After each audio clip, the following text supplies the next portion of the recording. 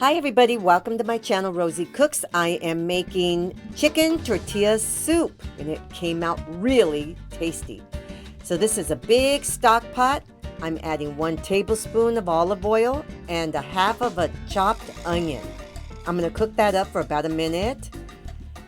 And then I'm going to add 2 large minced garlic cloves. Okay, so now I'm going to mix that together and just kind of give it a little bit of a head start.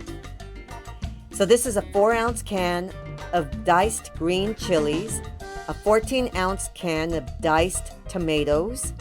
Let me give that a stir. These are some spices. 1 teaspoon each, cumin, oregano, salt and pepper, half a teaspoon of chicken bouillon, and 1 tablespoon of chili powder. I'm going to mix that up. It's going to make it taste so good.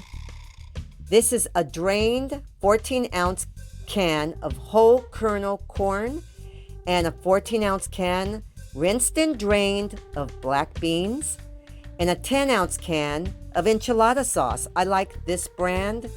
I'll have it listed in the description box. 32 ounces of chicken broth and 2 cups of shredded chicken.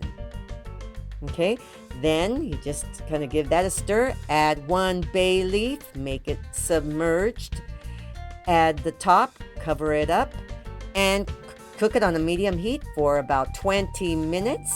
Get rid of that bay leaf, and then let's serve it up. This came out really, really good. I enjoyed this. So you serve it up with a little spritz of maybe some lime and some cilantro and cheese and some tortilla chips, and yummy. This was good. Thank you so much for watching. Please subscribe, give me a thumbs up, hit the notification bell to see all my recipes, and I will see you next time.